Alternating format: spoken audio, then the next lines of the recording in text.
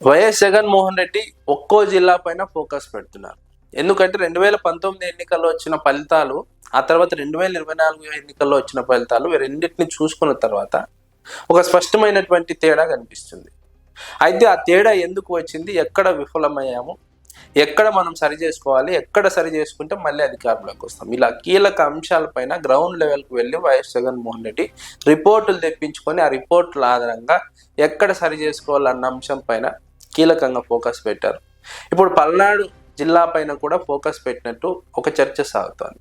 పల్నాడు జిల్లాలో తెలుగుదేశం పార్టీ గణనీయమైన సీట్లు గత ఎన్నికల్లో సాధించింది. 2019లో వైఎస్ఆర్సీపీనే గణనీయమైన సీట్లు సాధించింది.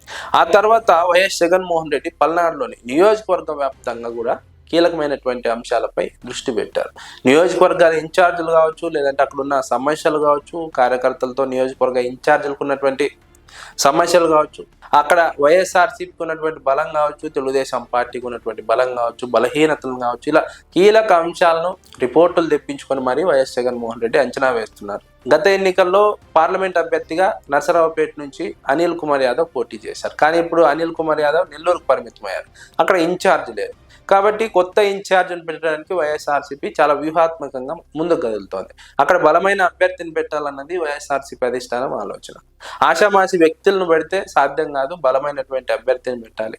గత ఎన్నికల్లో అనిల్ కుమార్ యాదవ్ను సామాజిక సమీకరణాల నేపథ్యంలో అదే విధంగా వైఎస్ఆర్సీపీ ఎమ్మెల్యేల పైన, ఎంపీల పైన ఉన్నటువంటి వ్యతిరేకతను తగ్గించే క్రమంలో జగన్మోహన్ రెడ్డి అక్కడ ఉన్న వారిని ఇక్కడ, ఇక్కడ ఉన్న వారిని అక్కడ, ఇలా చాలా నియోజకవర్గాల్లో దాదాపు 60 నుంచి 70 నియోజకవర్గాల్లో అభ్యర్థులు మార్చడం జరిగింది. ఒక చోటు నుంచి ఇంకో చోటుకు పంపించడం జరిగింది. దీనివల్ల వైఎస్ఆర్సీపీకి బెనిఫిట్ అవుతుంది అని జగన్మోహన్ రెడ్డి భావించారు. ఎందుకంటే గత ఎన్నికల్లో వైఎస్ జగన్మోహన్ రెడ్డిపై వ్యతిరేకతతో ప్రజలు ఓడించలేదు వైఎస్ఆర్సీపీని. ఎమ్మెల్యేలపై ఉన్నటువంటి వ్యతిరేకతతో ఎమ్మెల్యేలను ఓడించారు.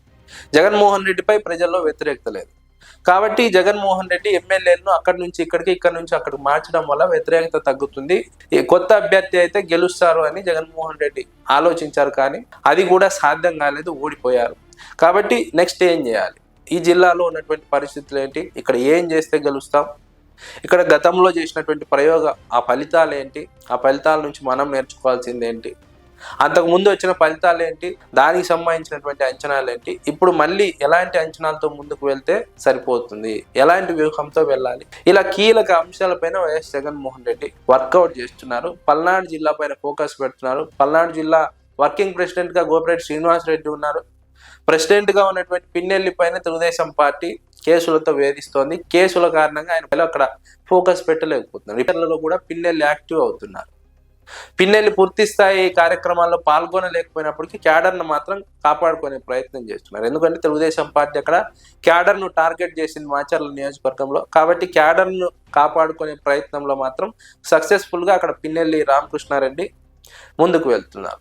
పార్టీ కార్యక్రమాల్లో పూర్తి స్థాయిలో పాల్గొనలేకపోతున్నారు, కానీ క్యాడర్ను మాత్రం బాగా కాపాడుకుంటున్నారు అన్నది అక్కడ ఉన్నటువంటి వాదన.